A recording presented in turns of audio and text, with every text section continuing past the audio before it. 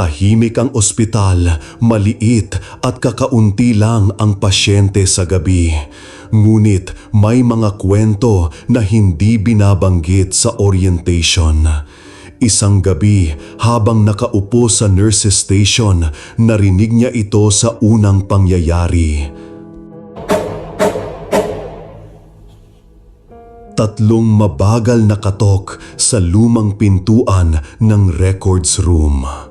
Paglingon niya, wala naman siyang nakitang sino man.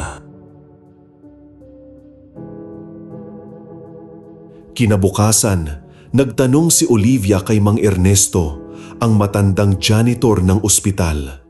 Palakaibigan ito sa lahat ng nurse at palaging may dala na mga kwento. Yung tatlong katok, "Huwag mong pansinin, Olivia," sabi nito sabay tingin sa paligid. "Bakit po?" Natatakot na tanong ng dalaga. Yan ang sundo. Matagal ng kwento sa ospital na to. Kapag may tatlong katok sa kalagitnaan ng gabi, may kukunin.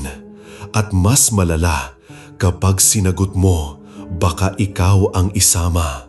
Kinilabutan si Olivia. Hindi siya naniniwala noon sa mga kwento ng matanda. Pero ang tono ni Mang Ernesto, seryoso, may takot. Lumipas ang ilang araw. Tahimik ang gabi na yon. Ngunit sa ikalimang gabi ng kanyang duty, habang nagro-round sa East Wing, ang pinakalumang bahagi ng ospital, bigla na namang tumunog. Ngulit ngayon, galing ito sa loob ng isang kwarto. Isang abandonadong kwarto mula pa noong nasunog ang bahagi ng ospital, maraming taon na ang nakalipas. Walang dapat na pasyente roon. Nilapitan niya ang pinto. Nakalak ito. Pero may malamig na hangin na parang dumaan sa likod niya. Naramdaman niya ang kilabot sa batok. Paglingon